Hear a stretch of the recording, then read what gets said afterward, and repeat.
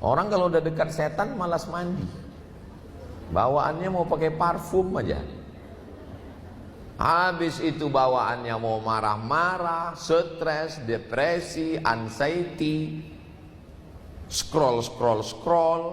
Akhirnya lewat waktu, makan pagi lambat, kena lambung, makan siang nggak makan nasi, ketemu sama orang, akhirnya galau, akhirnya terus hari berganti berubah jadi pekan, jadi bulan, jadi tahun, terus begitu terus berkubang.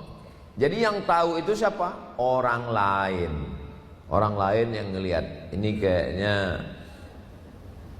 ini udah ada tanda-tanda stres, ini depresi.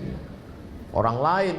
Jadi perlunya yang pertama, langkah pertama adalah menyadarkan diri. Yang menyadarkan diri itu siapa? Orang lain. Makanya kalau kita lihat teman kita, kawan kita yang sudah menghirup gas bocor berhari-hari, bertahun-tahun ini, segera kita sadarkan dia. Ini namanya menemukan titik balik. Lama hidup banyak dirasa, jauh berjalan banyak dilihat, lama jadi ustadz banyak yang curhat. Dulu bapak gimana titik balik taubatnya pak? Saya waktu itu pak ustadz mengiring jenazah.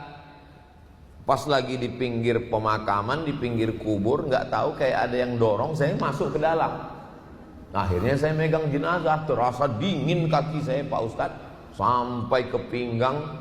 Sejak itulah saya taubat.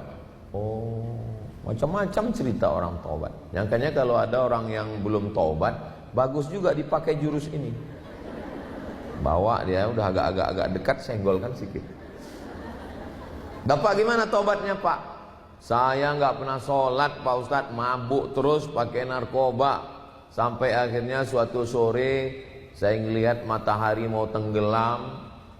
Pas lagi saya nyantai-nyantai terdengar azan.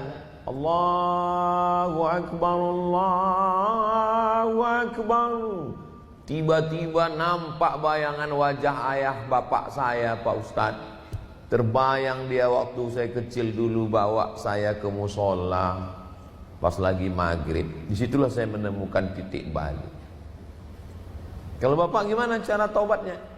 Saya lagi dengar ceramah, saya scroll, saya cari di YouTube, ketemu ada ustadz yang ceramah. Dalam hati saya, ini pasti saya ini. Saya nggak taunya ustadz lain. Ya nggak apa-apa. Kebenaran kan nggak mesti datang dari lidah kita. Bisa datang dari lidah orang lain. Yang penting dia ihdinas siratal mustaqim. Yang paling penting yang pertama adalah menemukan titik balik. Titik balik bisa datang dari kawan, bisa datang dari teman, bisa dari suami, bisa dari istri. Ustaz Somad, ayo kita ke rumah Pak Haji. Sampai ke rumah Pak Haji, celananya jeans, bajunya setan. Kan sudah sepaket itu. Gimana ceritanya bapak taubat? Saya ini taubatnya Pak Ustadz. Ketika pas lagi pulang ke rumah mau tidur, istri saya ngomong 5 kata. Nanti kalau kamu mati gimana?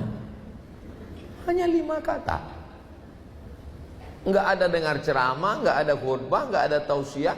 Tapi rupanya omongan istri yang dari hati itu sampainya ke hati. Itu kalau ngomongnya dari hati sampainya ke hati. Tapi kalau ngomongnya dari mulut itu cuma sampai mulut. Namanya LML, multi level marketing. MLM. Nanti kalau kamu mati gimana? Pas saya mau tidur terngiang terus Pak Ustadz. Nanti kalau kamu mati gimana? Sampai besok pagi, nanti kalau kamu mati gimana? Sampai pas mau pergi, nanti kalau kamu mati gimana? Itulah yang buat saya taubat Pak Ustaz. Jadi saya udah ketemu banyak orang. Titik baliknya itu macam-macam. Bapak gimana taubatnya Pak? Istri saya ini suka pengajian Pak Ustaz. Suatu malam dia minta jemput.